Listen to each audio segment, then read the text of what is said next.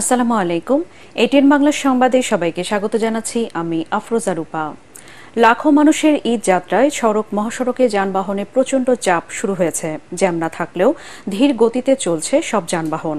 সকালে double decker বাস উল্টে গিয়ে ঢাকা টাঙ্গাইল মহাসড়কে প্রায় ২০ কিলোমিটার দীর্ঘ যানজট লেগে যায়। তবে এখন প্রায় স্বাভাবিক হয়ে এসেছে ওই সড়ক। ধীর গতিতে চলছে যানবাহন। এদিকে সাভার আশুলিয়ায় বিভিন্ন তৈরি পোশাক কারখানা ছুটি দেওয়ায় ঈদে ঘরমুখো যাত্রীদের চাপ বেড়েছে ঢাকা আরিচা ও নবীনগর কালিয়াকৈর মহাসড়কেও। থেমে থেমে চলছে যানবাহন। নবীনগর বাইপাইল মহাসড়কের বিভিন্ন ক্রসিং বাঁশ দিয়ে বন্ধ করে দেওয়ার পরও যানবাহনের বাড়তি চাপে মাঝে মাঝে থমকে যাচ্ছে গাড়ির গতি। এদিকে গাড়ির চাপ থাকলেও সিরাজগঞ্জের বঙ্গবন্ধু সেতু পশ্চিম মহাসড়ক হয়ে নির্বিঘ্নে বাড়ি ফিরছেন ঘরমুখো মানুষ। সিরাজগঞ্জের বঙ্গবন্ধু সেতু পশ্চিম মহাসড়কটি এবার ২ থেকে ৬ লেন হওয়ায় গাড়ির চাপ থাকলেও যানজট ছাড়াই যানবাহন সহজেই নিজ নিজ গন্তব্যে যাচ্ছে। একই চিত্র ঢাকা চট্টগ্রাম মহাসড়কের। এই সড়কেও যানবাহনের চাপ বাড়লেও এখনো পর্যন্ত স্বস্তি নিয়ে বাড়ি ফিরছেন যাত্রীরা। কুমিল্লা দাউদকান্দি টোল প্লাজা থেকে চৌদ্দগ্রামের মোহাম্মদ আলী পর্যন্ত ১০৫ কিলোমিটার অংশে নির্বিঘ্নে যানবাহন চলাচল করছে। যাত্রীবাহী যানবাহনের পাশাপাশি রপ্তানিমুখী পণ্য ও সবজিবাহী ট্রাক ও কাভার্ড ভ্যানের আধিক্য বেশি দেখা গেছে।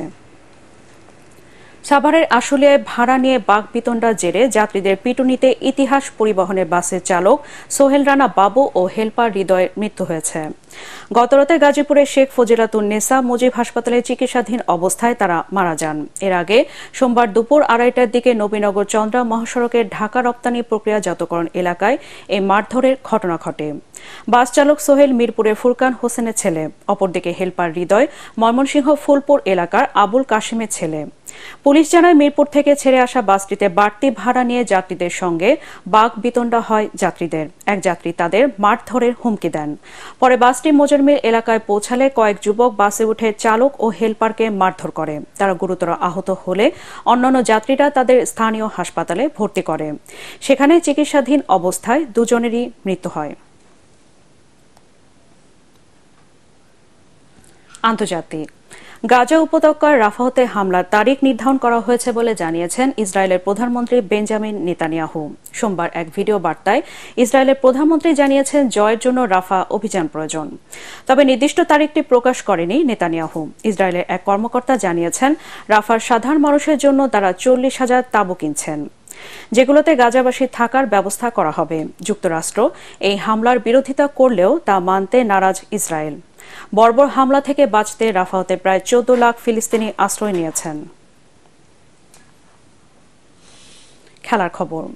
চিরপ্রতিদ্বন্দ্বী আল হিলালের কাছে ২-১ গোলে হেরে সৌদি সুপার কাপের সেমিফাইনাল থেকে বিদায় নিয়েছে পর্তুগিজ মহাতারকা ক্রিস্টিয়ানো রোনালদোর দল আল নাসর।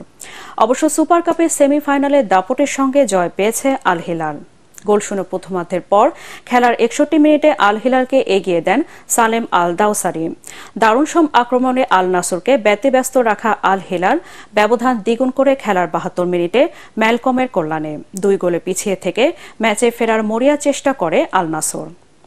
কিন্তু ৮৫ মিনিটে রোনালদো লাল কার্ড দেখে মাঠ ছাড়লে আর লড়াইয়ে ফিরতে পারেনি তারা। শেষ দিকে সাদিও মানে একটি গোল শোধ করলেও দলের পরাজয় ঠেকাতে পারেনি। দর্শক, পরবর্তী সংবাদ দেখার আমন্ত্রণ জানিয়ে এখনকার মতো শেষ করছি। এটিএন বাংলা সংবাদ ইউটিউবে দেখতে ব্রাউজ করুন youtube/ATN বাংলা নিউজ। ধন্যবাদ সবাইকে।